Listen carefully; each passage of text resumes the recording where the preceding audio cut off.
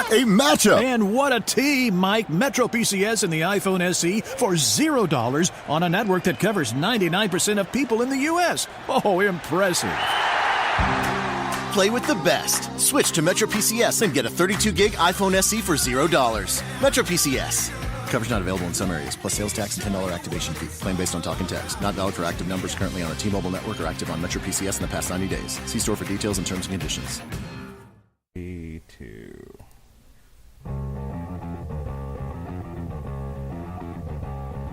TV party tonight! TV party tonight! TV party tonight! TV party tonight! We're gonna have a TV party tonight! Alright! We're gonna have a TV party, alright! Tonight! We've got nothing better to do than watch TV and have a couple of brews. Everybody's gonna hang out here tonight! Alright! We'll pass out on the couch! Alright! Tonight! We've got nothing better to do than watch TV and have a couple of brews. Don't talk about anything else. We don't wanna know. We're dedicated to our favorite shows.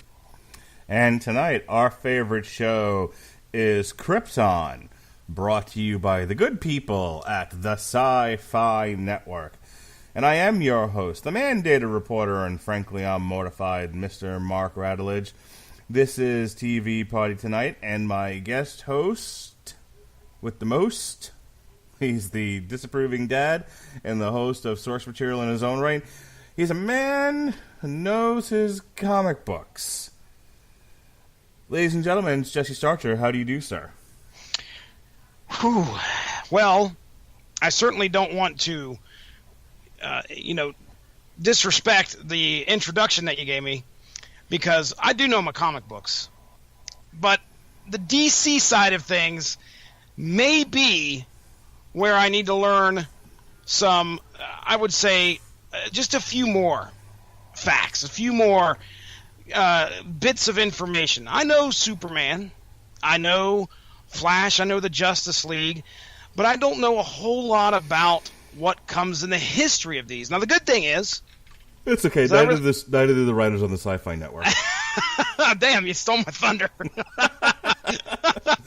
That's exactly what I was going to say. The good thing is that... I ran in from stage left, shoved you out of the way, and took your notes. The good thing is that we're treated to a show here that is based off of one of the biggest comic book properties ever, and I don't think you need to know a whole lot when it comes to some TV shows when they do a particular series on a superhero from our comic book, friends from either Marvel or DC. So, I was excited about this show. Let's go ahead and tell everybody what we're going to be talking about tonight. We are talking about Krypton, as I said before, which debuted earlier this year on the Sci-Fi Network. Let's move that over there. All right, it debuted March 21st, and the last episode, the season 1 finale, debuted on May 23rd. So it was a spring fling, if you will. It was 10 episodes, which you can go back on the Sci-Fi Network app and watch, or however it is you watch TV. It's a DC Entertainment, Warner Horizon television production. It was distributed by Warner Brothers. So this is firmly, and it was produced. One of the executive producers is David S. Goyer, who's responsible for the nonsense that is at this time is the DC Cinematic Universe. Ooh. So blame David, blame Goyer for all the things you hate about DC movies right now. So let's just go back a second, because as you were talking, I was starting to think about the state of Superman TV right now, because it used to be like, I don't know if you ever watched this show, but there used to be a little show starring Dean Cain, and It was called the Adventures of Lois and Clark. Mm-hmm. And they didn't really deal with, from what I remember, granted, I was a little kid when the show was on, but it seemed to be, contemporary stories of Superman. It didn't deal a tremendous amount with his past. It didn't deal a tremendous amount with Krypton. Mm-hmm. Now, did you watch Smallville? Yes, I watched, I'd say about 80% of it. I still have to finish the series. But, yeah, I watched a good bit of Smallville. Mainly, I think it was like in the mid-2000s. Shortly after the series was wrapping up, I was trying to catch up on it. But yeah, I enjoyed Smallville a lot.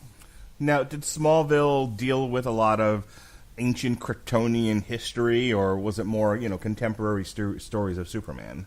Well, nothing like we get here in Krypton, obviously. We don't have a whole lot of names and faces from Krypton in that make any type of appearance, hologram or not, in that in Smallville. But there was definitely an element to it, because there was the ship down in the bottom of the barn that he was flown to Earth in. Zod, I think Zod made an appearance. There were definitely some Kryptonian enemies that showed up on the show. So there was definitely Clark Kent, Superman's want to try and find out his history. It was there. So they dabbled in it, but then, there was obviously the Monster of the Week element that they put out there for Superman or Clark to take care of. Superboy, I guess he would be at that point in time. But anyway, yeah, it was touched on, but nothing nowhere near as in depth as we get here. I don't even know if any of these characters were mentioned in that show, to be honest, other than Zod. And then you have Supergirl, which is heavily laden in Kryptonian lore. I mean, this year they dealt with the World Killers and followers of the Voice of Ra on Earth. They definitely do a lot of throwbacks to the point that they created a storyline where one of the cities was able to launch from Krypton, was able to launch itself into space. And oh wow! And just kind of float out there as like a giant piece of the planet that's still able to sustain life and all of that. If you're listening to this and you watch the Supergirl show, I don't want to give too much away here if you haven't seen this episode yet. But if I haven't mentioned it before, they brought up the World Killers, and so Supergirl deals in a lot of Superman Kryptonian lore. Okay. And the other side of that is a couple of years ago, DC Entertainment and the Fox Network partnered up to produce a pre-Batman show called Gotham. And so this seems to be all the rage now. Is, hey, we don't want to waste a lot of time and money on creating contemporary series for these special effects needing superheroes. Why don't we do the Land Before Time type stories? Let's do well before the known superheroes. Let's look at where the environments in which they have come from and sort of explore the stories therein. And so, just like with Gotham, which they have completely fucked up,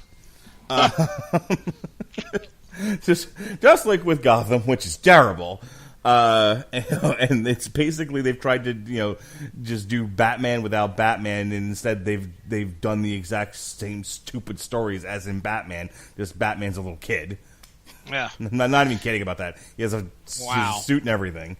If you watch Gotham, It's so bad. No, dude, I think I have decided just to not yet. Mm-hmm. That's the thing, not yet. But I've got a couple people at work that they're like, it's a fun series. It's a fun series. I'm trying to finish it up, and I'm like, well, let me know when you do, because I hear more negative than I do positive about it. It's the dumbest thing. Like, it started off kind of solid, and I don't want to get off on a Gotham rant here, but I have said this before. The premise of Gotham wasn't a bad idea. It was Jim Gordon as a detective in the streets of Gotham as they were run by the mob before the mob got taken down by Batman, and what filled in the space, what came about as a result of the mob collapsing were the super criminals. The super criminals, right? Yeah, the Jokers, the Riddlers, the Penguins, etc. Well, they've completely fucking abandoned that. Oh, jeez. And it's essentially Jim Gordon versus all the villains you know and love from the Batman universe without Batman. It was like one season of him solving crimes that had really nothing to do with super criminals. And then it was like, well, this show isn't doing very well. We need the Joker. And out came the Joker. Not to jump ahead of ourselves, but I mean, that was kind of the fear that I had with this series. Mm-hmm. I was worried that we were going to get a lot of bits that we recognize, but no Superman. And yeah, we sort of do, but we definitely have a link to our present day and Superman. And we'll talk about that. But again, you're right. That element with Gotham is something that kind of turned me off of it. It's just like, why do I want to watch a story about what came before Batman when Batman is the draw? It's like, hey, everybody, look over here. Here's a show about Batman, but we don't have Batman in it. But you're going to recognize some stuff. Oh, well, okay. Well, maybe I'll take a chance on that. I don't know. And it's all about how the show is developed and if it will catch an audience. Well, shit, Gotham is what, on season 5 now or season 4? 5. I think they're Season going 5. into season 6. That's still pretty strong running even for a show. Well, then again, some shows, they stay out there a little bit longer than they need to. So I don't know what's driving that. But so to focus back on Krypton, Krypton is the same premise. It's set 200 years before the birth of Kal-El, who is Superman, and it focuses on Superman's grandfather. I don't want to do an episode-by-episode breakdown because I have found in doing this show that gets a little long in the tooth. That we get a little caught up in too many details. So we're going to attack this the way we attacked Cobra Kai and some of the more recent TV parties that we've done, which is we're going to look at themes and characters and performances and just sort of overall perceptions of the show. Let me jump right out and say this has got to be the glummest, most rusty, dirtiest, darkest. Did they shoot this whole thing in a setting? Did they shoot this whole fucking thing in a cave? Yeah. My God, it was like I've seen some other Syfy Network shows. Again, I was a huge fan of Eureka. I would actually go back and revisit that entire series. And want to talk about it. Eureka was right up my alley. It was a science fiction / Law and Order investigation show. And even though it got silly at times, it was bright and it was colorful and it had a lot of fun characters. And so years later, here's Krypton on the same network, and it's like everything has to be dark and rusty and coffee covered and coffee colored. Yeah. This is a big score for Syfy to grab this DC property and base a show off of it. And I thought to myself, well, you look at a lot of the other DC shows that are out there.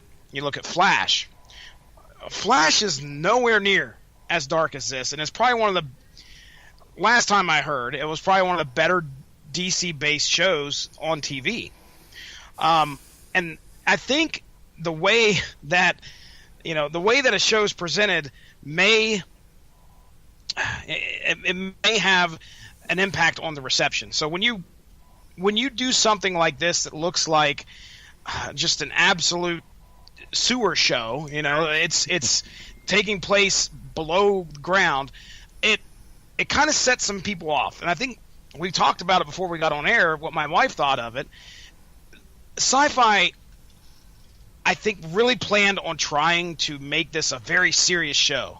There's very little humor in here. Much like, so if we're going to compare the setting versus the tone of the show, it almost, they run parallel to each other. It's very grim. It's very, these people are living in some pretty bad conditions on this planet, or at least it looks like it, because there is nary a ray of light usually, and it's usually either snowing or they're in the slums of. I would love to know how in the middle of a perpetual ice age they were able to carve a city. I don't know. I mean, I understand that there was like some kind of a shield that shielded them from the harsh terrain outside. So I assume that maybe that's what they had to deal with. They were like, okay, well, we're under a shield, because towards the end of the series, the shield comes down and you definitely see the sky at that point. But man, oh man, it's just so. I guess in the evolution of man, if you're living in Siberia, you will eventually, technology will eventually evolve, and they'll come to a point where they have to defeat the elements somehow. And they'll eventually invent a shield. Before they'll invent anything else, they'll eventually come up with a way to shield themselves from the harsh elements that they've been living in, and that allows society and technology to spring forward now that they don't have to deal with perpetual winter. But Jesus Christ, I would watch. I would like they would go outside of Kandor City, and I'd be like, well, they're dead. They're gonna get eaten by inside. They're gonna get eaten by wampas. They're peaceful, sir. I take offense to that. Those are peaceful creatures. So the other thing is, maybe it was intentional. I'll throw this theory out there. Okay, you think of the voice of Rao. Anytime you saw the voice of Rao, which is a character, well, I guess, ladies and gentlemen, we should tell you that there's a person. Well, we're talking about Ghost this coming Wednesday on the Metal Hammer of Doom. All right, hang on. Let me jump in here. So we talked about the physical setting. The thematic setting, the plot setting is that Kandor City is in the midst of a theocracy, and their leader is known as the Voice of Rao. And the Voice of Rao is essentially a theocratic king that rules through fear and intimidation. And the other thing that you should know about how Kandor City is set up at this time is it's a caste system. They call it guilds. It's a caste system. It's essentially, if you're not in a guild, then you're rankless, and if you're rankless, you are, you are poverty stricken. Yeah, and so tying this in with the setting, anytime you saw the Voice of Rao, it was very bright. Now, clearly, you hear the word Rao, you think sun god, which is pretty much what that is. It's a representation, and this person was like the chosen one who could talk, and it's almost like the voice of God. So anytime you saw him, it was bright light. It was the sunshine. It seemed like, of course, it was artificial, but regardless, it was very bright, very sunny. The people up top are living well. The people down on the bottom of the caste system are not doing so hot, and therefore it's dark, it's gritty, it's wet, it's puddles everywhere, and hiding in alleys, dirt on your face. Go take a bath. No, I can't. So do you watch Agents of S.H.I.E.L.D. at all? No, not since the first season. Okay, so Agents of S.H.I.E.L.D. did this exact same thing. This season they started off where almost everybody except for Fitz got abducted and taken into the future. And in the future, allegedly, Quake has destroyed the Earth, and the remnants of humanity live on a space station run by the Kree. Oh boy. And there are parts of the space station that are essentially like sewers. And that's where a good portion... Everything is black and dirty and and coffee colored and looks like Krypton, basically. Yeah. That's why I'm drawing this comparison. But where the Kree who run the space station live, bright and golden and colorful. It was as if they used the same set. Wow. Well, very well could have been. Very well could have been. It's painfully obvious when you're watching this show, because I was down here in the basement. There's very little light, except for one light that I have on, and I felt compelled to turn that light off in order for me to see the fucking screen. So, I mean, I understand they're trying to get a point across with the way it's being filmed. I guarantee you that's on purpose how they did that, whether it be along with the plot or to get a feeling, some type of emotion from the viewer. But it's tough to see the show sometimes. Mm-hmm. So it can work. It can work against you, and I think in this case it did. I just thought it was boring. Well, I didn't think the show necessarily was boring. I think there was some of it that was really interesting. And we're not going to do an hour of just saying Krypton is crap. There were some good points to it. Oh yeah, but I mean, as far as the physical setting and everything, I just thought it was boring. You know, when you think about, we're going to take you to new worlds and show you new things, and what was life like for Superman's relatives before Krypton blew up. Well, apparently it really wasn't worth looking at. It looked like the 1930s Depression. Yeah, it was not exactly the greatest place to be. You know, we did a source material covering Krypton, the books, and those came out, I think, in the 80s, if I remember right. And remember the way that looked? It didn't look anything like this. It was so bright and colorful, and it was like Krypton was described as a paradise. This version of Krypton is a shithole. Exactly. I don't want to go to Krypton. I did in the books. I don't know what their budget was. There are clearly some great special effects in this show. You know, we'll probably touch on a few of those, but they maybe could have afforded a couple more lights. I'm just saying. What kills me is that, like, if you look at some of the depictions of Krypton in other media, so let's look at the most recent Man of Steel. Okay, sure, yep. Everything was sepia tone, and clearly the cinematographer was colorblind. But it still looked like an interesting, futuristic biotechnology society. In a place that I might want to visit before it blows up. You know, it didn't look like this. It didn't necessarily look like a dingy hellhole. Yeah. And then you don't want Supergirl, but they've done flashbacks to her living in Argo City or whatever. And again, Krypton looks like it looks like Manhattan. You know, yep. It's tall buildings and brightly lit skies, and it's sort of it looks like the Jetsons basically.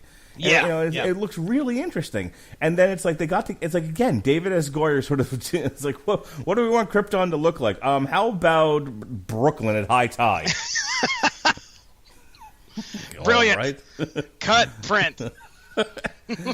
So we'll move this along here, and so. The series starts off with Kal-El, and I need to talk to you about this, because before we can even get to Seg-El's story, and Seg-El is our titular hero of this thing. He's our star. He is Superman's grandfather, the father of Jor-El, who is not yet born. But this starts with Seg-El as a kid, and Kal-El is going before the voice of Ra, saying, "We are not alone in the universe." Now, I'm going to stop there. You have to understand, this is not like, even though it's a theocratic society, they have not shunned technology in any way that I could see. Yeah, it's rather advanced. Right. They are definitely not saying, God will provide, we don't need your fancy schmancy technology. They're fully embraced a technological world. They're just, but they struggle with the concept that there's other beings in the universe. Well, there's a very strong religious, I don't want to say section, but it's not a sect. Although there are some, because we find out there's like an ice goddess or some shit like that throughout here. But yeah, they have strong religious sensibilities, but they also have a very, very advanced scientific section of the society as well. So, two very opposite parts. When here's where I'm going this week. We had this conversation, and unfortunately Ronnie's not here to harumph for us, but we had this conversation where we talked about the Orwell. and how there was the discussion. There was the point put forward that once society gave up on religion, they were able to advance scientifically. And I'm not picking on him, but Ronnie really has struggled with that idea. That's kind of insulting to people who have faith. Why is faith necessarily? His argument essentially was, why does faith have to be a block to scientific progression? They don't always. They're not always counterintuitive. And any minute now, my dad's going to come crashing through my front door and tell me that it absolutely is counterintuitive, and that anyone that has any kind of religious faith is a moron, and and wants to go back to square tires. So there's that belief out there as well. I'm not saying which is right or which is wrong. I'm just saying that these are out there. But I have to be honest, and I want to get your reaction to this. I had a hard time believing that Krypton was this advanced society that would have fallen into a theocracy to the point that they're going to kill a guy for saying there's aliens in the world. Yeah, well, I understand where you're coming from there. Clearly, all they had to do was point their instruments in one spot and say, "Okay, look, here it is." No, we are not going to acknowledge that there are aliens out there. And yeah, at some point, even the Pope is going to have to say, "Okay, yeah, well, that's science has shown this." There's a way to do that and have a balance. There's a way to do that and say, okay, well, yeah, that's there. Clearly, you can see it, but our belief says it's something different. Do you think it's a political agenda on the part of the writers and the producers of this thing to go, that this is their way of editorializing on religion? That religion is such a bad thing that even in a futuristic world, it would do its part to block as much progress as it could. The problem with religion is that man gets involved, and that's where it's not the religion that's bad; it's the man that's bad. Mm-hmm. So, I didn't feel like they were doing that. I think that their intention was to show you that this society had somehow soldiered forth with, even though with all these scientific advancements, there was still a strong belief that you could not acknowledge some things. That is just a fact of some of the society that we're in right now, and it's just taken to an nth level. I don't think it's an agenda to try and show that religion is bad. It's just that some people believe that certain extreme things, and a lot of times that results in some pretty bad stuff. So what you're saying is that not everybody in Hollywood's a communist who hates religion? I'm making a case for them. I'm doing my best. Okay. So the cast is kind of divided between your L's, led by Seg, and your Zods, led by Lyta. Her mom is one of the head military people. The story essentially is this. At the time that we meet Seg, the House of El has fallen to rankless. And here's where Adam Strange, I don't know if you knew anything about this character. I didn't. Yes, I have. I don't know everything about this guy, but I knew he was definitely another superhero of the DC universe. Mm-hmm. Well, he shows up, and he has been given Superman's cape as sort of a hourglass. And he doesn't know what the threat is. He thinks he knows, and that's the big twist in the story. But he is here to get Seg to help stop whatever threat is out there that leads to Superman never being born. Okay, let me stop you real quick. Okay, because there's Jesse Starcher's hook that made me go, oh, look at that shiny thing, and I jumped on it, and up to the surface I went. As soon as you mentioned time travel, mm-hmm. As soon as you mentioned that plot point, I can't remember where I first heard that. My I was immediately like, okay, I've got to at least look at the first episode. So personally, I'm just putting that out there. I don't know if that does that for everybody, but I was like, here's the tie. Here's the thing that makes it believable for me to see. I shouldn't say believable. It makes it more interesting. The fact that we have this tie to the present day Superman. Superman is not in this.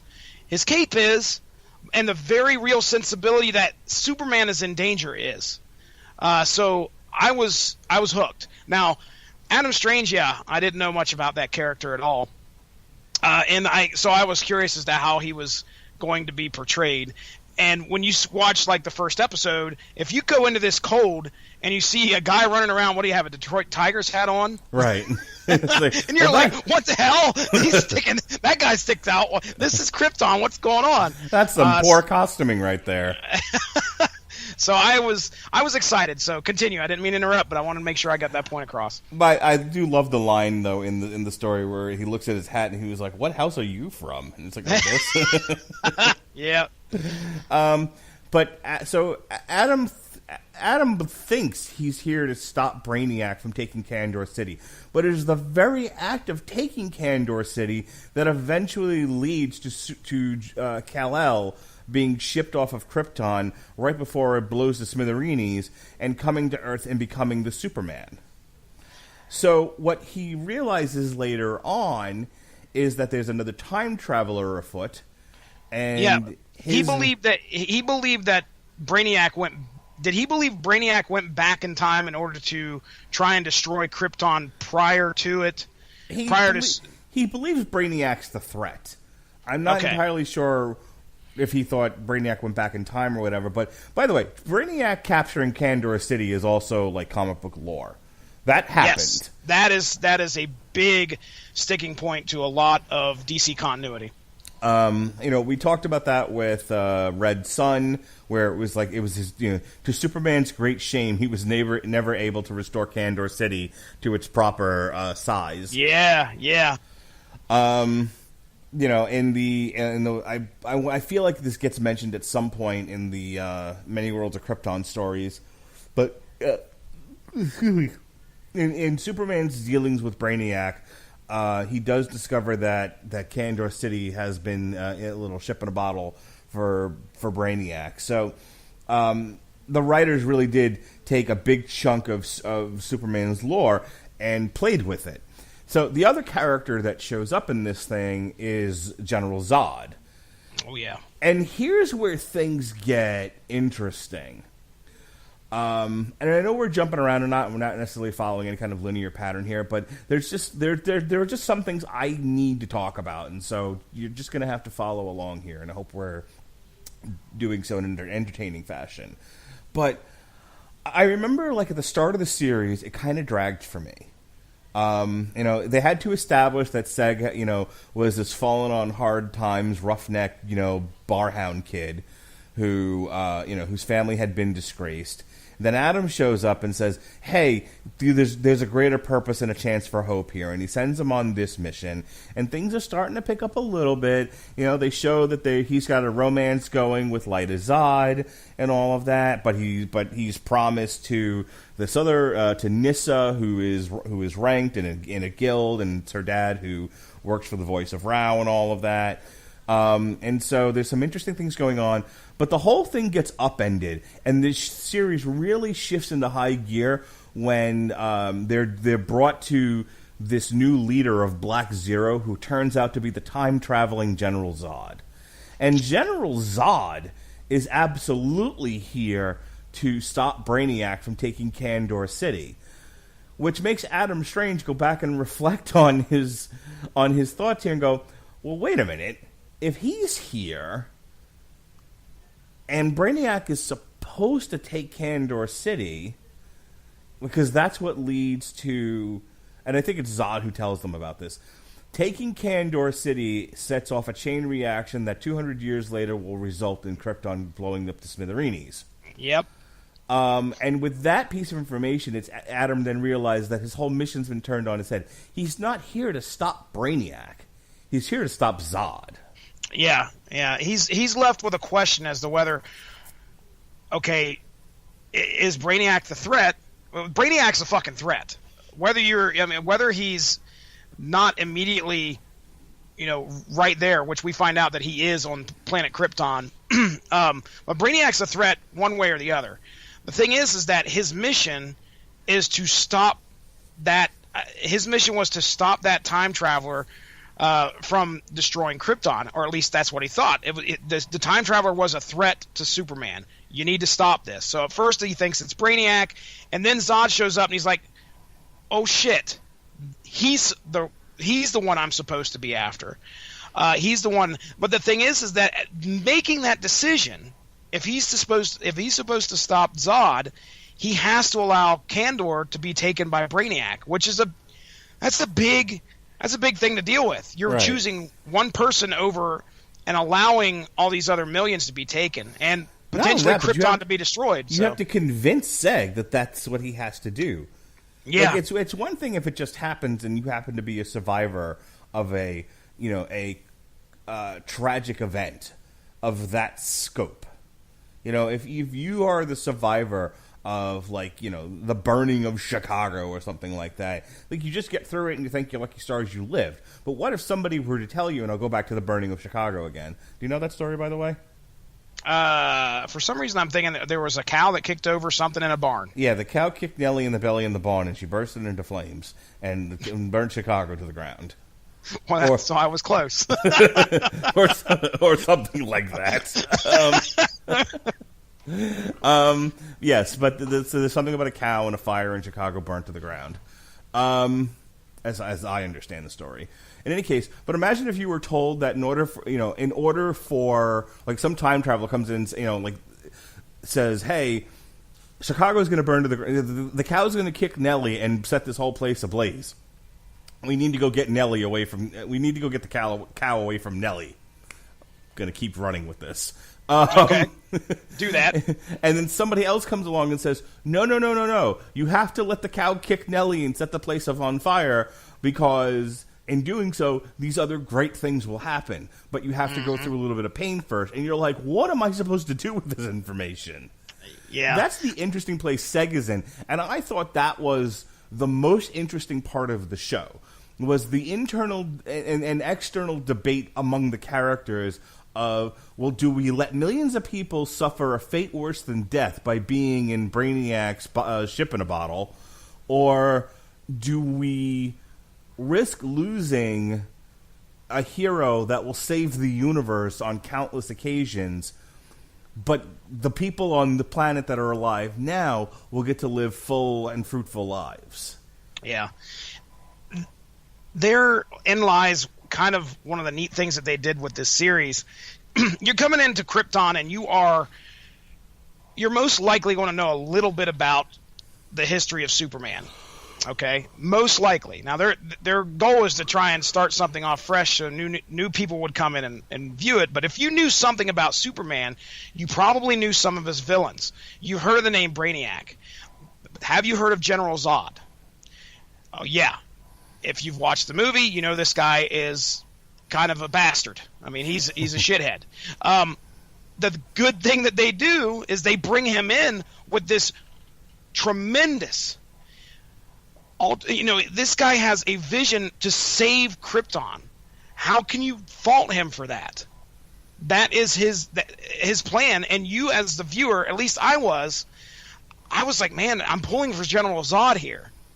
I really liked, of course, Colin Salmon. I like the guy who played General Zod, by the way. I think he did a great job. And they made me go, okay, how can I fault Zod for doing what he does? Yeah, in the past, we believe that he's a complete and utter douchebag for the way that he acts and the militaristic views that he has. But he's coming back to save his people. Where can we find the wrong in that? And if anything, throughout this whole series, if you look at Zod and what he says, I think he's completely honest with everybody that he talks to. Yeah, I want to save the planet. And I think somebody had, I can't remember, it was right after Lyta and him had that fight. And I think Seg looks at him and says, "What'd you do to Lyta?" He's like, "I didn't do anything to Lyta." When we find out, in fact, it was no, not Lyta. I'm sorry, Jaina. See, there lies the fault in this show. I can't keep names straight, and when you got weird names like Lyta, Jaina, Dev, Seg, Nissa, it's tough for me to keep names right. But yes, Jaina and Zod had, which Jaina, by the way, is Zod's grandmother. Mm-hmm. Challenges him to a duel that's going to end in the death of somebody. Zod's on the end of that, and Lyta shows up, which is Zod's mother, Jaina's daughter, and shoots her. Now, again, Zod looks at Seg and says, "I didn't do anything to her." He was completely honest. But by the same token, there's a comment made midway through the show, which ends up let's just go right to the conclusion. They're able to defeat Brainiac, and it opens the way for Zod to take control over Krypton and fill the void left by the voice of Rao, and become, in turn, Krypton into a military dictatorship that at some point conquers Earth. Yeah, that's our big cliffhanger for season 2, as we see. Man, that was pretty painful. I was sitting there like, okay, everybody's won. Sig ends up in the Phantom Zone. We were jumping all around, ladies and gentlemen, but regardless, yeah, you see, I just think that's Zod, though. That's Zod's motivation. Yeah, he's a militaristic leader. It's a great plan, because if you're sitting there and it's like, here's a time travel device, and if you're not thinking, well, I'm going to get a sports almanac and go back and bet on all the winners, the other option you have is really nothing. Oh, dude, I love it. I certainly am not. Yes, that did not get lost on me. I understand that reference. Okay, good. Moving on. The other option is, what if I stop Brainiac and take over Krypton? I will have defeated 2 of my greatest enemies of all time. Superman, because I will in effect create a situation where he will never be born, or if he is born, he will never go to Earth and become an invincible figure, and we'll get rid of Brainiac all at the same time. Fantastic, and then I can finally, be the leader of Krypton that I've always wanted to be, and get revenge on all those assholes who sent me into the Phantom Zone. I mean, it's a pretty perfect plan. There was a lot of great things, I thought, along with you, where when Zod showed up and everything that unfolded with him, I think that was probably one of the strongest points of this series. We find out that. The other big thing concerning Zod is the fact that Seg is his fucking dad. See, I don't know. Did you like that? Because I don't know how I felt about it. That got a little too soap opera-ish for me. Dude, I was on hook. I was ready. I was like, this is good. Because now Zod has to deal with the fact, I don't know if this is actual continuity in comics. That's one of the weaknesses that I have, as to whether this is something. I don't think it is. That's my opinion. I don't know if it's fact. But if that was the case, if Seg is his dad, then that would obviously make General Zod what? That would be his uncle? He'd be it would be Kal-El's uncle's brother's former roommate. Okay. Now you're just making a joke of it. No, he would be brothers. He would be brothers with Jor-El, unbeknownst to himself. Wait a minute. Just don't dismiss what I just said. Do you not know what that was? Is that another reference? Damn you, Jesse Starcher. If it's not Monty Python, because I'm not going to understand that. No, that's Spaceballs. Spaceballs. Okay. All right. I am your father's brother's cousin's former roommate. Well, what does that make us? Absolutely nothing. Your Schwartz is as big as mine. You know that one, don't you? All right. Yes. Have you ever seen Spaceballs? Oh yeah, dude. It's been 15 to 20 years though. That's and you don't have every line memorized like I do? Okay, sure. I'm sorry. So what do you think here, man? You don't like the fact that he's now going to be? I expected Erica from like One Life to Live or whatever soap opera she was on to just come walking in after that, and just like, oh, and Zeg is having Zod's baby, and it was just a little too over the top. I was expecting, Jesse to start taking amphetamine pills and Zach having to bear hug her. She's saying, "I'm so excited," and then Saved by the Bell. And know what where you're about going with that. and what about Dylan in all of this? Oh boy, and a very special episode of Krypton. I just riffed on like 5 different shows there, but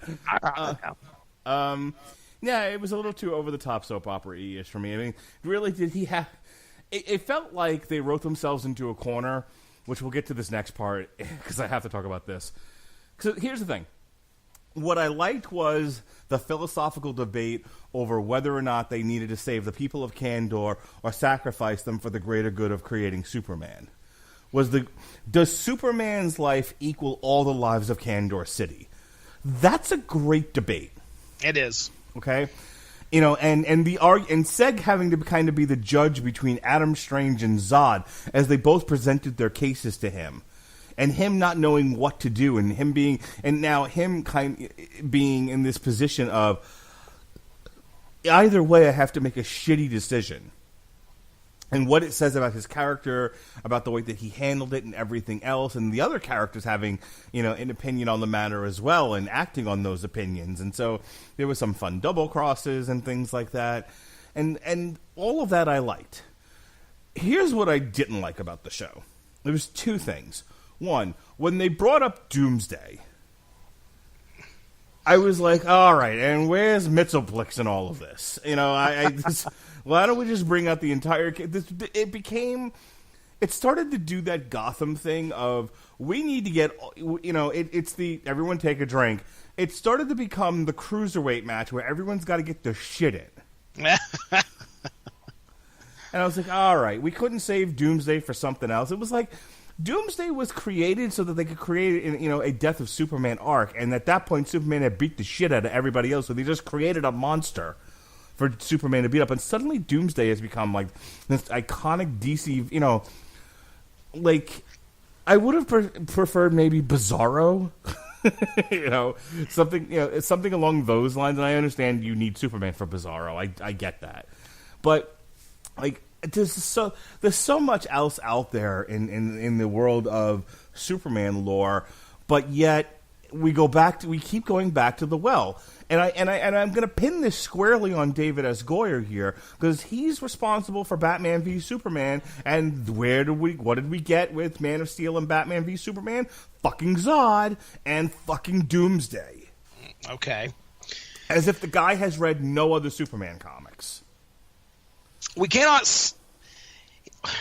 Well, I understand getting tired of seeing Doomsday. I do. I really do.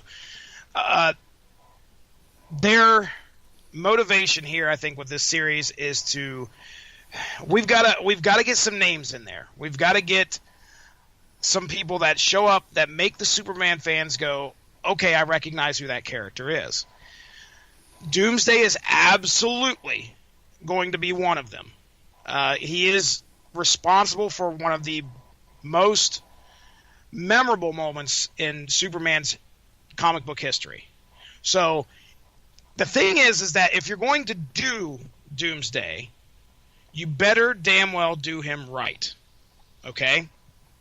Now, the Doomsday we got in the comics was something I think completely different from what we get in here. In other words, in regards to its creation.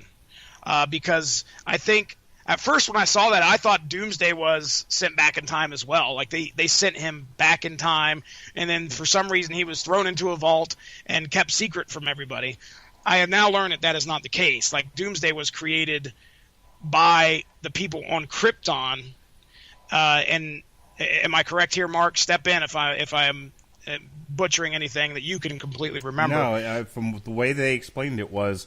He was created by the people of Krypton and then kept under guard by the people who worship Wampas. I think you're mixing mythologies there, but we'll let that slide. Yeah. So anyway, I don't mind that take on Doomsday. We know who Doomsday is. The neat spin on this is that there is no Superman for Doomsday to fight here.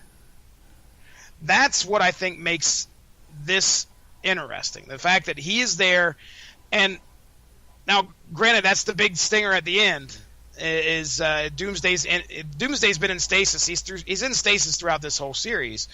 So I understand what you're saying. There's a whole other bit of Superman lore out there, but really, just like you said with Bizarro, you need Superman.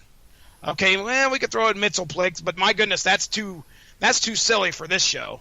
I mean, my goodness, we've got to be serious here, Mark. This is a David S. Goyer DC Cinematic Universe production. We can't have any fun. Not happening. Nobody's allowed to smile. It's a very grim universe. But what I was starting to say was I feel like they wrote themselves into a corner because like they wanted to do this thing where Zod could unlock Doomsday, and they were like, well, it has to be a blood of an El, but it was created by the House of El and the House of Zod, and so you needed both of their bloods to open the things because why? Because sure, why not slit your wrist in order to open a door? Why not have just a key? Fucking weird futuristic society this is. We have floating cars, and we put all this information into crystals. But how do you open doors? We fucking fillet ourselves. That's what. Give me a knife. Anywho, people are out there like it's dramatic tension. It was symbolism. Like I get it, but it's still it's over fucking done, is what it is. Yeah, how it many really fucking is. movies and shows have we seen where that seems to be something that happens? So we got to cut ourselves in order to do something. Yeah, I just want someone once to be like, well, do we have to cut our palms in order for this to happen? No, you savage. I have a key. Anyway, so I feel like the whole reason they wrote Seg as his dad was just for that like dramatic effect, and no other reason. Like I don't think it serves the character any good, because here's the thing: the places you could go with that have to have Superman involved. If Seg-El is Zod's father, wait, it's Seg and Lyta who are so he's actually Kal-El's uncle. Yeah, he would be Jor-El's brother. Right. So unbeknownst to himself, because throughout the series, I think it's Jaina who says, "Who was your dad?" He's like, I did not know my dad. Right. Yeah, he has no idea, and then he figures it out along with us, and we're like, oh goodness. I was like, dude, I'm sitting there going, I had my jaw dropped when I saw that. I was like, that's going to be an interesting plot point, in my opinion. And I really think that they haven't canceled this, have they? No, it's been renewed for season 2. Okay, all right. For some reason, I was worried. I saw it on a list of stuff that got canceled. So Zod looks like a real big meanie at the end of this. He looks like a real big bad. But I really think we're going to get a redemption story for Zod in some way. Mm-hmm. Even though you don't like this, I think it's going to tie into the next season and how he's going to be redeemed in some way. Zod won't.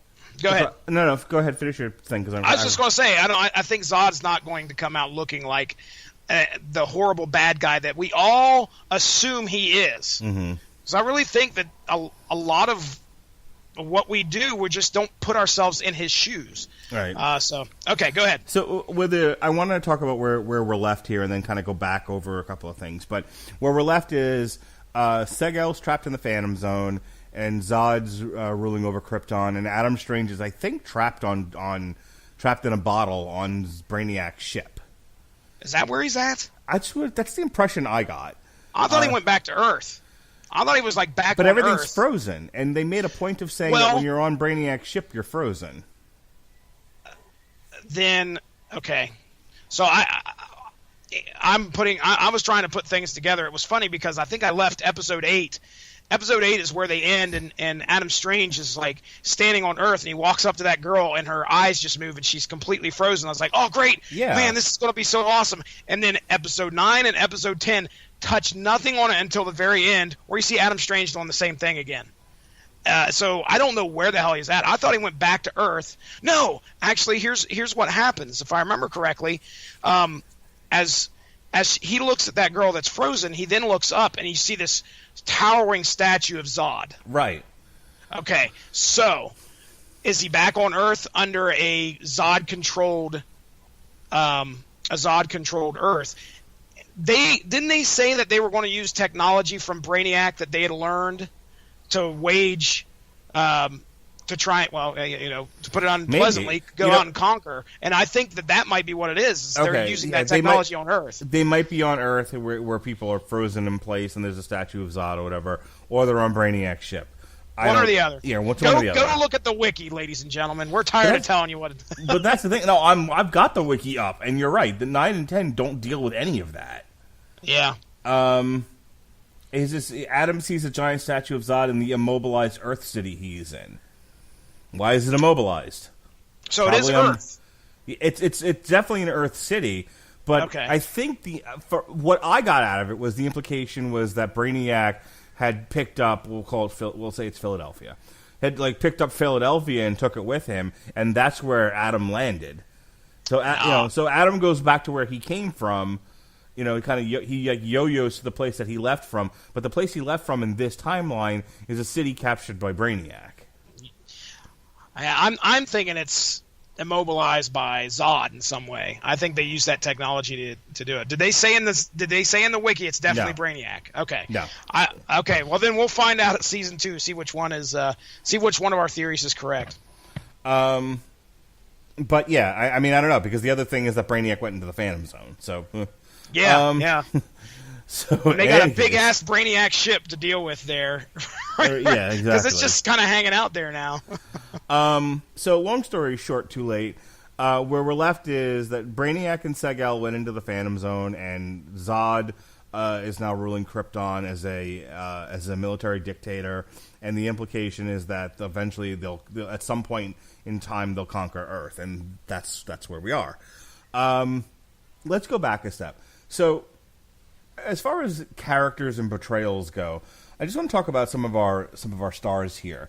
You have Cameron Cuffe as Seg-El. What did you think of the actor, his performance, and what did you think of the of how they wrote Seg-El? I think they did a great job. He was one of the stronger ones. Obviously, they knew what they were doing, putting this guy in this role. He has if you just look at him, he has almost that Superman look about him. And it would be easy just to say, look at this person and basically tether those two, to tether Superman and Seg. So as far as appearances go and his portrayal of the character, I've never read anything about Seg-El, so I don't. That's almost like a positive for Syfy here, because they have a fresh character that they can just do anything they want to with. But this person has to represent the sensibilities and the heritage of Superman. I liked him. Okay. So the Zods are a bunch of badass warriors. And the two Zods we're introduced to are a pair of black women. Hashtag Me Too. Jeez. I don't know. You can't. Those have nothing to do with each other. It's 2018. All the women are strong. Okay. It's all female. the women can kick men's asses. Get it? Okay. Don't you understand? I hear you. Bro. There's a bitch in the pit. Body counts in the house. Body count. I see. Had no idea that he was writing a song that was supporting. Yeah, it was way ahead of its time. I'm making a joke because my first thought when they introduced the Zod family and it was two black women, I was like, of course it is. Sure. Oh no. Because I'm sure Kryptonian anatomy, the women are in fact stronger than men. It makes total sense. And I look, the actresses themselves are fine. The performances they gave are fine. They're perfectly adequate. I just had to laugh that we're in 2018. It was like, we need a strong, militaristic, bully type character. Have you checked out Cher? Like, what? Like, well, she's... What? I'm going to stop politicizing this, and I'm just going to throw it back to you. What do you think of the Zods? The Zods. Well, I did not like Jaina at first, the lady that plays Jaina, which is Lyda's mother. she felt completely wooden to me. Like, it was just, there was almost nothing there. But then we hit the episode where they show a little bit about her background, the way she was raised. And, of course, the Zods are a very proud family, a very honorable family. And they are skilled warriors. That's one of their biggest callings. They are too black, too strong. That too. I don't think that's what the sigil means for the Zod family. Oh, I think it does.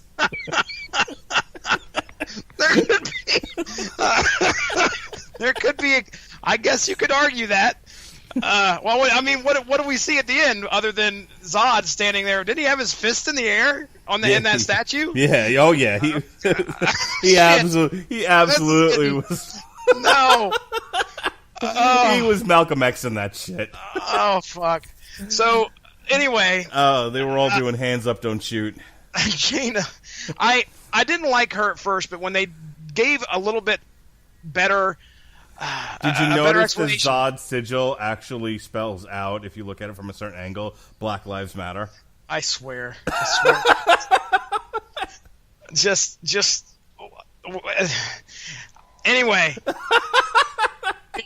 They finally hit a point in the series that developed the character a little bit better for me, and I liked her and her interaction with Zod, and understanding where she came from. Now, Lyta, I mean, we are subject to this will they, won't they thing between her and Seg, and of course the triangle with the other lady, which was Nyssa.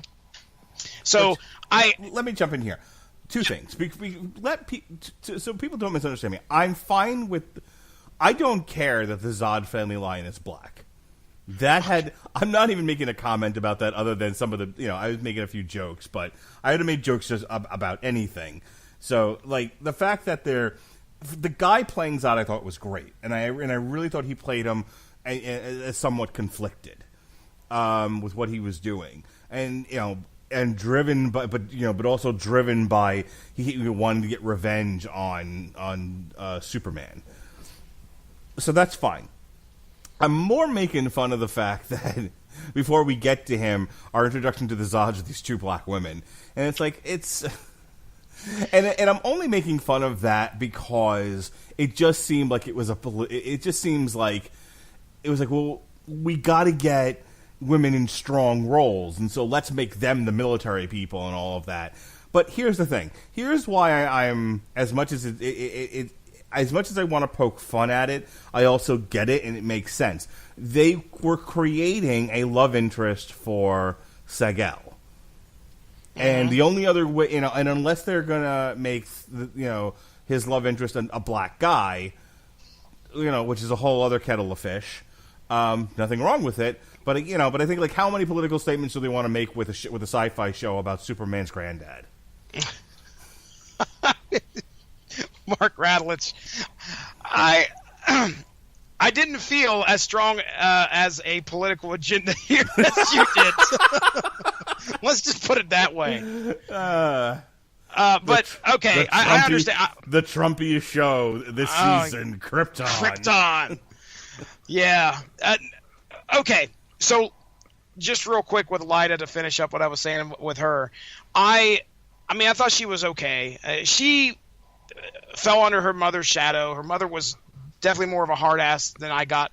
Jaina was definitely more of a hard ass than Lyta was, and there was very much an estranged feeling between the two. And I'm glad they kind of resolved that through the series. But again, at first it was kind of hard to take because I did not like the way that she was coming. I did not like the way that Jaina was coming across the screen here to me. But the Zods were okay. I mean, I definitely understood that these guys, that this family was a bunch of badasses. They had to be. I would figure they would have had to have been in order for General Zod to actually come from that lineage. So there's that. All right, and then lastly, I wanted to ask you, what did you think of the guy who played Adam Strange? I liked him. I liked his fish out of water feel.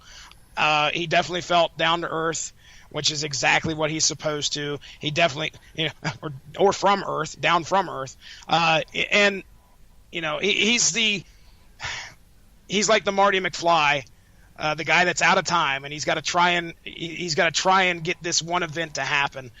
So I thought he did a great job. Sean Sipos. I definitely have to point out, and I know I sent you a message, but they did a Marvel nod when Adam was talking to the hologram of Kal-El, and he says, after a long conversation about what was going on, he leaves the room, but before leaving, he looks back and he says, "Piss off, Ghost," just like Korg did from Ragnarok. But yeah, I loved his character. I like, it's hard not to be biased. I'm a time travel guy, so the guy that's going to be time traveling is probably going to be one of my favorite characters. I'm glad they picked this guy to represent Adam Strange. I think he did a fine job. Yeah, I didn't know much about Adam Strange. I kept confusing him with Dr. Fate. I kept waiting for the helmet to come out. Oh, no, not going to happen. Wrong guy. Beam, those are the two things. I know Adam Strange's name, and I know he does the Zeta Beam thing. I think the biggest story I've read that contained Adam Strange was 52. Now, have you ever heard of that story? Only that Gavin wants to talk about it on source material. 52 weekly issues from the DC. This was one of the big events, but they all told different types of stories at different times throughout the issues, and they were small issues. But regardless, Adam Strange and I think Animal Man are trying to get back to Earth. But that's the one story I think I know this guy from. He's been in other stuff. Didn't Adam Strange show up in that Johnny Quest Hanna-Barbera crossover? Oh yeah, he did. I think he did. Yeah, that's right, because he has to get back home, and they have to do some kind of crazy thing with the Zeta Beam again. Good stuff. Do we set it from there? All right. Well, that yawn means we've reached the end of our show. No, we got to talk about Brainiac. Do we? His arc moved as slow as his fucking ship. You know what? Actually, that's what I wanted to talk about. So here's my, and I'm gonna give you the final word to kind of get out your burning desires. If you want to talk about Brainiac, be my guest. But here's all I have left to say about this show. This would have been a better 2-hour made-for-TV movie than a series. It had one thing going. And that was Brainiac is coming. Zod is here. What do? That's the whole thing. Nothing else happens. They don't deal with anything else. There's no other threats. There's no other monsters. There's no other plots. It's just Brainiac and Zod and the ultimate choice that Seg has to make. And that could have been... And I feel like where they left it gives us more grist for the mill. A Zod-run Krypton and an Adam Strange who has to figure out how to get Seg back and how to undo what Zod has done, which is all fine and good, and I think makes for and I'm actually excited about Season 2 now that I know where this is going. There's a lot of unanswered questions. I want to see what happens. But I feel like they could have gotten to the same place with a 2-hour made-for-TV movie because they wasted a lot of time in the middle of this series. And I feel like the stuff with Nyssa and her dad and Black Zero wasn't fleshed out nearly enough to be interesting. I did not care. It might have been fleshed out, but it might have been fleshed out too much. It was like, okay, we've got to take this little bit and really stretch it out. Yeah. And we got to get into all the intricacies and, okay, talking, more talking. And even the voice of Rao stuff wasn't that interesting to me. I feel like a lot could have been done. If you're going to make a series out of this thing, they needed to spend a little bit more time with what the voice of Rao was and how the voice of Rao behaved and what he believed and why he felt the need to kill Val all those years ago and all of that. Because it just kind of gets glossed over so that we could get to Seg fighting in a bar. Which annoyed the living shit out of me because, oh, sure, he's a big tough guy. Grew up in the hard streets of Candor City. Oh, blow me. They only know how to write lead characters one way, I think. I don't know. Like, I feel like there were other corners of the Superman universe that needed more explanation, more exploration, and instead they kind of just stuck with the same thread. I'm like, well, if you're going to do that, then just do a 2-hour movie, and you can get to those same points a lot faster. Yeah. Well, let me talk about Brainiac first. I mean, just like from episode 1 to the very end of the episode, there is that one threat, and that's Brainiac is coming. Whether he time traveled, like I thought at the beginning, or whether he's just out there and he is on his way. We know Kandor is going to fall victim to Brainiac. Is there a way to stop it? Is there a way to stop Brainiac? Now, Brainiac's a pretty powerful villain. But, you know, he shows up on Krypton, takes over as the voice of Rao, and you find if anybody out there who doesn't know who Brainiac is, I don't know why you're listening to this show, number one.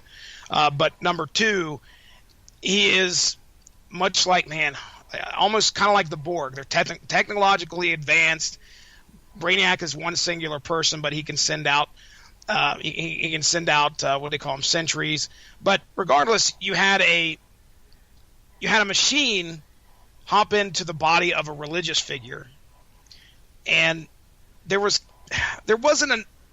tried to play with the whole religion versus technology and faith, and it's like there was statements that were trying to be made, but they really just fell flat.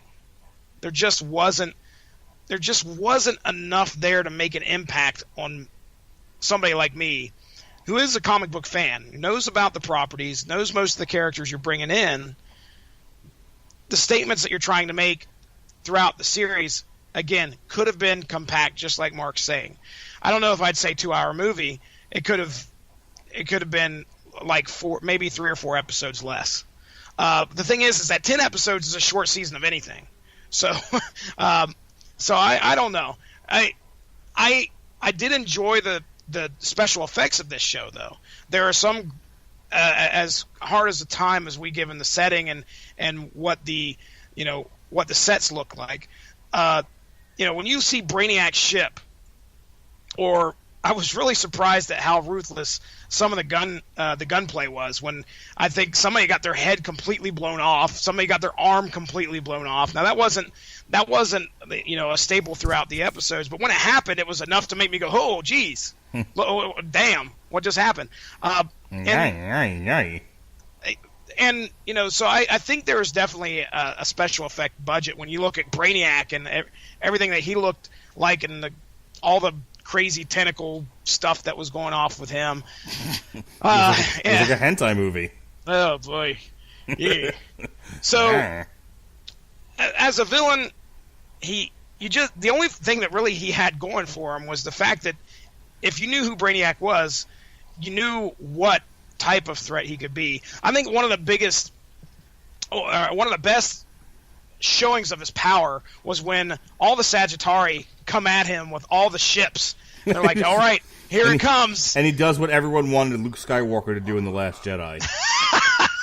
Exactly. He just raises his hand and then waves it, and every single one of those fighters just go down straight into the fucking ground. So, this guy's powerful, but there you go, there could have been there you go, much. Nerds. For all of you who hated The Last Jedi, just become Brainiac fans. So much more.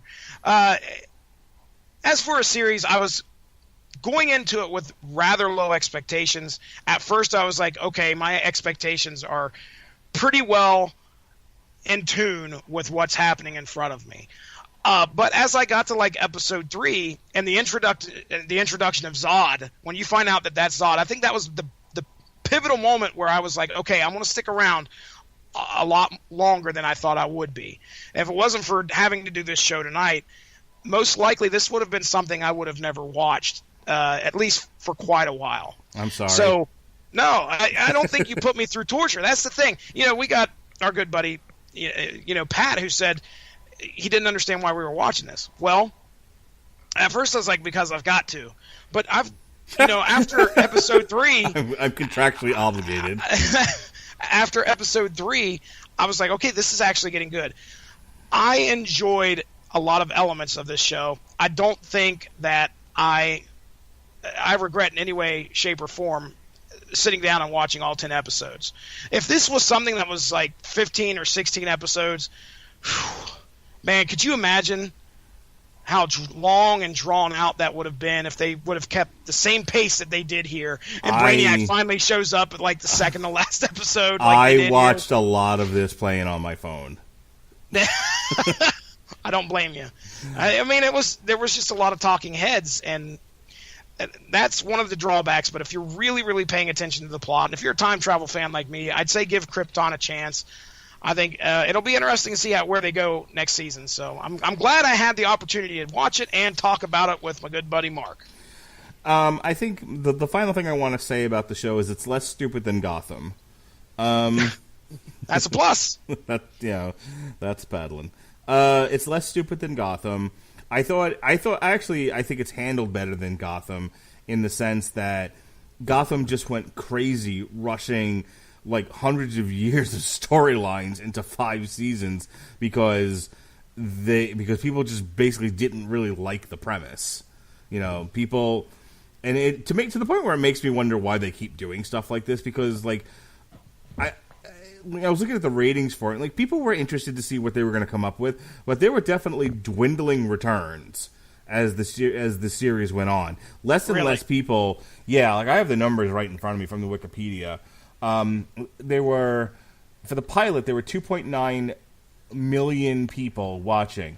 By the time it got to the Phantom Zone, episode 10, 1.47. Oh, wow. Yeah. There are 3 shows in which there's no data. But for the 8th episode, it was 1.52. Like, there's a steady drop. It's like 2.9, 2.5, 2.2, 2.1, 1.6, 1.5, 1.4. The ratings went from a 0.4 to a 0.1 by the time it was over. Ouch. And they renewed it anyway. So, like, I ain't mad at them for doing that. And like I said, I'm interested enough in the story that they're telling. I'm glad it continued, despite the shit ratings that it got, and in the dwindling returns. But by the same token, I would not call this a hit for Syfy. I think that I think they're giving it a second chance. One, because maybe comparatively to the other shit that's on Syfy, they're just like, "Oh, you kidding me? We die for a 0.1." We haven't had a 0.1 rating since ECW was on here. That sort of thing. But I wonder about Syfy and their. Well, again, I think you pinned it with, is it David Goyer? Is that his name? Yeah. I think you pinned it down to that's probably the cause of this. But this is such a serious show. That's what is like, man. If you're a Flash fan and you're coming to this, good luck. You're not going to stick around. Dude, Supergirl is. I mean, like, I know Pat hates it because broads, but vaginas, that sort of thing. It's a very Me Too show. It's a very pro woman show. And I love it. So there. How do you like that, Internet? Shove it. And all your dislikes. But no, I'm a huge fan of the Supergirl show. I just watched the second to last episode before we went to air tonight. I've also been watching I'm Dying Up Here, which I don't know if you're a huge fan of stand-up, especially stand-up, in the salad days of the 70s, Jesse. But if you haven't been watching I'm Dying Up Here, you really should. It's fantastic. Duly noted. This is season 2. It's a Showtime show. But if you've never seen any of it before, go back and watch season 1. Season 2 is actually moving a lot faster, and it's a lot better. But I really enjoyed it. Anyway, see, I do watch stuff other than superhero shows, ladies and gentlemen, or The Wire. With that being said, would I recommend Krypton to people? I mean, look, if you're into comic book shows, there's no reason not to watch this one. It's, as I said, it's less dumb than Gotham, but it's also more morose than the CW shows. I mean, it's more morose than fucking Arrow. And Arrow couldn't be more melodramatic if they tried. Oh, man. You have failed this city.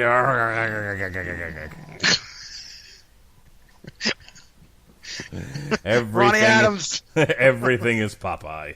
All right. So with that being said, Krypton's Cameron Wilson updates Hawkwoman plans. That's a hard property. I actually own 2 copies of the Savage Hawkman, which if they're putting Hawkgirl into this, we might have to do that on source material, Jesse. Ha ha ha. What was Savage Hawkman? Was that one of the ones from Ollie's that you got, like a big trade? Yeah, it was from the New 52. Okay. Let's see. We went into the season with the intention of introducing Hawkwoman, Welsh admitted. We started plotting it out and figuring out how to best use Hawkwoman and how she fits in. But as we got into the nitty-gritty of really breaking the story, we became aware that we really do have a big cast of characters as it is, and we have a lot of story already. No, you don't! That's the problem. You have one story that you stretched for way too long. All right, I'm done with this. They're planning on bringing Hawkwoman into the Krypton universe? Yeah. Oh. See, Hawkwoman was one of the characters from Legends and Flash. Right. So bringing that character into here will be interesting. Just a real quick aside, Adam Strange is from Ran. I think he's a hero on Ran. And I think that the Hawk people, Hawkwoman, Hawkman, have some kind of a tie to Ran and Thanagar, if I remember correctly. But, again, my DC history is... So that's probably how they're going to bring her in. It's probably something to do with Adam Strange. But yeah, man, if you ever have a chance, and I've heard this quite a few times on many a podcast, the continuity of Hawkman is absolutely ridiculous. And I mean ridiculous. Like, you can't even spend an hour and try to explain and have somebody understand what actually is going on and where he came from. So, like I said, next year in 2019, when since those are the only open dates we have right now, I might insist we do a Savage Hawkman book. I'm down. I'm down to talk any book, bro. Yeah, we're gonna do the entire New 52 at some point. Whew. All those books that everyone hated, we're doing them all. All right. About them all. At least we started with Aquaman, or at least that was one of the few beginning ones here, and that was actually pretty decent. Indeed. All right, with that being said, tomorrow, June 13th, on the Metal Hammer of Doom, we're going to be reviewing Ghost. We've already got up a couple of Metal Hammer of Doom extras, Square Hammer, and From the Pinnacle to the Pit. Go ahead and give those a listen, and tune in late Wednesday night, early Thursday morning for the Metal Hammer of Doom's full review of Ghost prequel. Next week on the Metal Hammer on the Rattlevision Broadcasting Network, on the Source Material podcast, we'll have Fantastic Four, John Byrne's The Trial of Galactus, which is actually the trial of Reed Richards. Damn You Hollywood will be reviewing The Incredibles 2, and the Metal Hammer of Doom will be reviewing the new Amorphous. And then the following week, You Better Run Like Hell, baby, Salvation Run from the Justice League America book. We're going to follow that up with Jurassic World, Fallen Kingdom, and then finally, 9 Inch Nails, Are You a Good Witch, Are You a Bad Witch, or a Sandwich? And then we're going to look at... Stupid joke. What is the name of that fucking album? The actual name. Bad Witch. Okay, thank you. People are heading to Spotify like, I cannot find anything with sandwich in it. 9 Inch Nails, Are You a Sandwich? What the fuck? I'm going to write Trent Reznor and say that should be his next album, Sandwich. Please do. Anyway, so we're gonna review the new Bad Witch album, and then we're gonna play a couple of extra 9 Inch Nails songs for Jesse. I gave him a playlist. I said pick the 5 you want to talk about. So that'll be interesting. I'll be curious to see which ones you end up liking, or are you just gonna come back and say, yeah, none of these, I hate Slayer. Yeah, and an unrelated note, I hate Slayer. Hang on, let me do it. There's the horsey. Horsey. Horsey. All right, and so that's that. The next TV party tonight, if you only come in for the TV reviews, will be July 3rd. myself and Robert Winfrey, presumably, or whoever else wants to join me.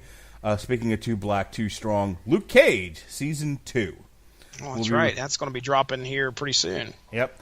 We'll be reviewing that on July 3rd. And then the next TV party will be Voltron. It'll be, again, myself and Robert Winfrey and possibly Robert Cooper. One never knows what evil lurks in the hearts of men. We'll be looking at seasons 5 and 6 on July 24th. And then that same week, ladies and gentlemen, a special Thursday night show here on the Radulich Broadcasting Network, Glow Season 2. It'll have dropped a few weeks prior. Alison Brie. Oh, my goodness, Alison Brie. Hottie. Hubba hubba. We're going to be... Hashtag me too. Hashtag me too. Took the words right out of my mouth. For the most feminist podcast here in the Radulich Broadcasting Network.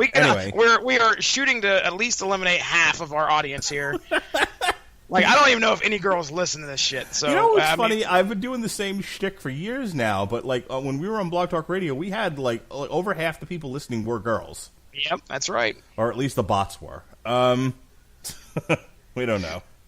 Anyway, we're going to be Sean Comer and I will be looking at Glow Season 2 on July 26th. And that's all the news that's fit to print for the Radulich Broadcasting Network. But I want to make a special announcement. Coming soon, Jesse and I might be putting our heads together, and it's not going to be a structured, planned show. It's going to be, if Jesse and I have a bee in our bonnet, we're going to get together, drink a little whiskey, and, do a little whiskey rebellion. Not making a lot of promises here. I'm not scheduling anything, but I'm just saying if Jesse and I decide that we got a little something to say, we killed your mother today, we're gonna fire up the old whiskey rebellion and give it to you hard. Oh yeah. Hey, when is the Legion show? We're going to be talking Legion at some point. Is that like in August? Yeah, that's August 28th. Okay. All right. Well, ladies and gentlemen, if you want a stark contrast in settings and scenery, let me tell you, compare Krypton to Legion, and you will have your mind fucking blown. I will tell you that right now. I've watched part of the first episode, and I haven't gone back to it yet. Oh my gosh! Have you got to the chattering teeth yet? I haven't. I told you, I just watched the first. I watched part of the first episode, and I was like, I don't have time for this, and I need. Yeah, because you need to sit down and really watch that show, because you almost don't want to turn away, because the stuff that shows up on the screen is just absolutely beautiful, and there's so much. Well, we've talked about that on season 1, so season 2 is not much different. I'll tell you that right now. If you are in love with how they portray that show on the TV screen, it doesn't let you down so far as I've seen. I'm excited to talk about it. When it gets a little bit closer to that show, I'll go back and watch it again. But for right now, I try to. There's only so many shows because of all the podcasting I do that I get to focus on at one time. And so like a lot of the fall CW stuff that I was watching, Roseanne, another thing I wanted to talk about, by the way. All of those things, are done right now, so I don't have that much to watch. But I wanted to get kind of through Krypton and some other things first before I started into another show. I also try to watch things closer to when we're going to talk about them, so they're still fresh in my mind. Speaking of which, we watched the first 2 episodes of Cloak and Dagger. Yeah, you and your daughter, you said. What'd your daughter think? She didn't know why the girl was putting the pills up her nose, and I told her that you should never put anything up your nose, you should never smoke anything, or shoot it into your veins. And she said, that seems about right. Well, good. I'm glad she's listening. Yeah. So you have to tell me what Kira thinks. I will. We will definitely have to. I'm definitely going to have. That's another series that I'm going to have to sit down and watch. And I don't know if I've talked to Kira about it yet or not, but I know. I'll tell you. We in September, I think, is when I have that one planned. Hang on. Okay, September. Let me look. Good deal. Let me look. Oh, yep. September 11th. Or is I Cloak and Dagger, and I'm thinking, I'm thinking, stinking, never stinking over here. That if we can get both of our daughters to commit to the entire series, maybe we get them on the podcast. That'd be neat. That would be neat. A father and daughter TV party tonight. We'll have to do a special cool. start time of 8 o'clock because that's when my kid goes to bed. Oh yes. Well, yeah. Since Kira's involved, that would be fun. All right. Yeah. Well, we'll see what happens. Sounds good. Anything else before I get into closing up shop here? No. Nope. Do the outro. Let's get out of here. All right, ladies and gentlemen, go give the Rattleitch Broadcasting Network a Facebook page a like to stay up on top of all the great podcasts that we have to offer. All sorts of great content out there. Just like Mark said, we've got an extra special Whiskey Rebellion may just be popping up right before you even know it. So keep an ear out on that. Wrestling, man, you can tell it's getting late. Wrestling, MMA, we talk movies, TV, comic books, all sorts of fun topics there, and you can check out the Facebook page and stay on top of anything that gets dropped.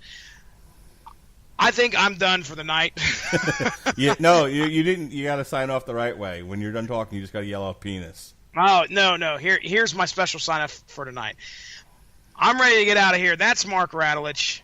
My name's Jesse Starcher. Kneel before Zod. Mark Rattleitch, take us home. All right.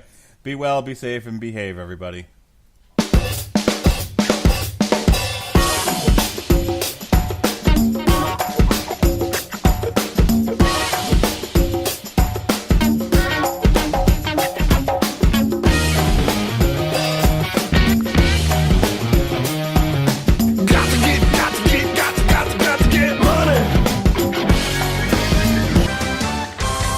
A matchup. And what a tea, Mike. Metro PCS and the iPhone SE for $0 on a network that covers 99% of people in the U.S. Oh, impressive. Play with the best. Switch to Metro PCS and get a 32-gig iPhone SE for $0. Metro PCS. Coverage not available in some areas, plus sales tax and $10 activation fee. Claim based on talk and text. Not valid for active numbers currently on a T-Mobile network or active on Metro PCS in the past 90 days. See store for details and terms and conditions.